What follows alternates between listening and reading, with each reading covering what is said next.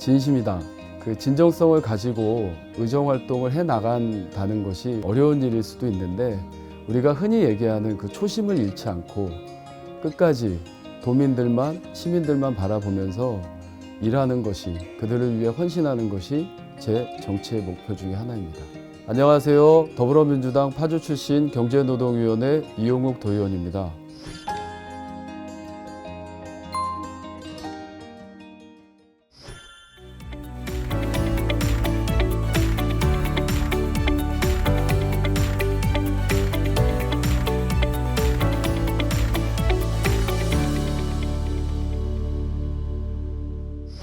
네, 저는 파주에서 태어나서 파주에서 초중고를 나온 파주 토박입니다. 정치에 입문하기 전에는 세무사로 일을 하고 있는데요. 올해 19년째 지역에서 세무사 사무실을 개업한 개업세무사로도 일을 하고 있습니다. 세무사로 활동하면서 여러 가지 상담도 많이 했었는데 그런 것들이 정치 활동하는 데 큰 도움이 되고 있고요. 저희 아버님이 공직 생활을 30여 년 하셨습니다.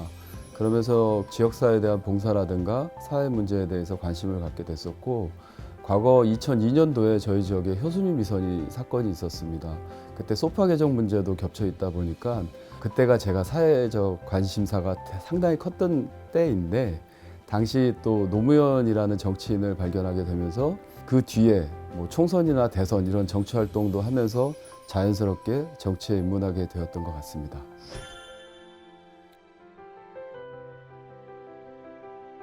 저는 그 세무사라는 일을 하다 보니까 그 소상공인이나 중소기업을 많이 상대하고 겪고 또 그들이 그 겪는 고통, 어려움들에 대해서 좀 이해할 수 있는 부분들이 컸습니다. 그래서 저는 경제노동위원회를 지망했는데 다행히 이제 경노위에서 일할 수 있게 돼서 그 소상공인들을 지원하고, 그리고 이제 중소기업들 그분들의 자금부터 시작해서 여러 가지 실제 현장에서 겪는 문제들을 해결하는 것에 좀 역할을 해보고 싶다라는 생각을 하게 됐고, 또 도의원을 하면서 남북 간의 격차가 매우 크다라는 생각이 듭니다.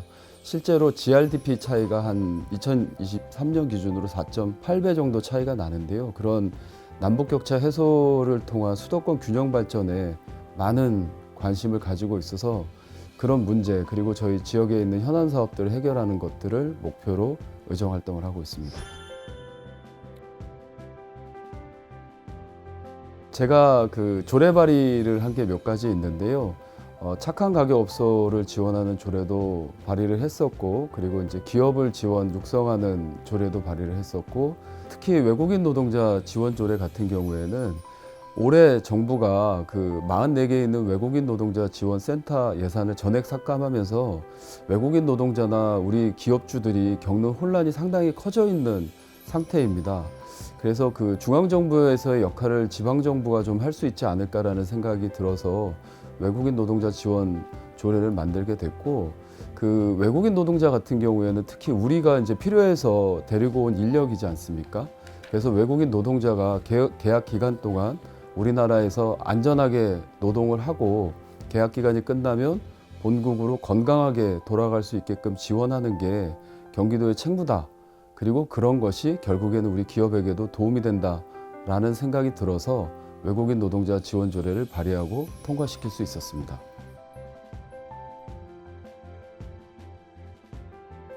저희 지역구에는 여러 가지 현안 사업이 많은데요.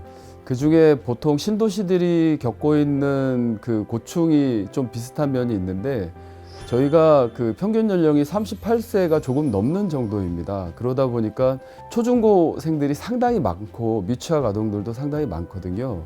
그런데 학교는 매우 부족합니다. 전국 평균, 뭐 경기도 평균 이런 걸 가지고 학교를 만들다 보니까 저희가 과밀학급이 너무 많아서 아이들이 제대로 된 학습권을 보장받지 못하는 경우가 많거든요. 그래서 제 지역구에도 그 초등학교 신설 요구가 크고요. 또 운정 신도시에 고등학교 신설 요구가 매우 큽니다.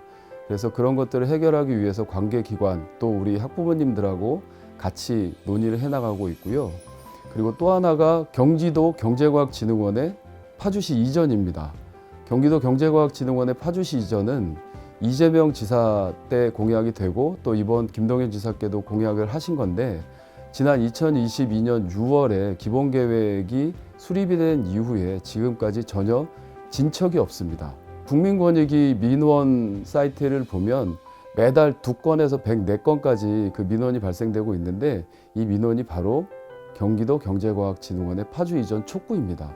그래서 저는 이 건과 관련해 가지고 도정질이나 행정사무감사, 5분 발언 이런 것들을 통해서 즉시 이전을 촉구하고 있고 실제 그런 것들을 실현하기 위한 실무 TF도 빨리 구성해 달라는 요구를 계속하고 있습니다.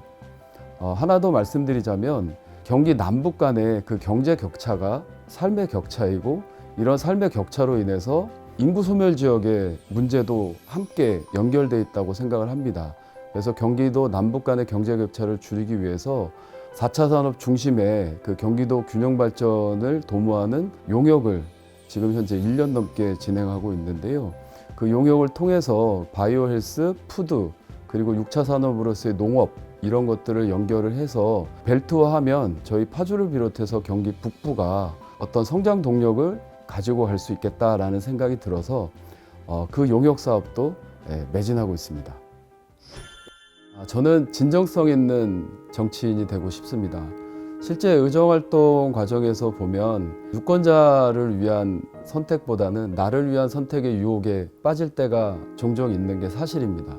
저는 그런 상황에서 나 자신이 아닌 유권자를 위한 선택을 하는 그런 정치인이 되고 싶습니다.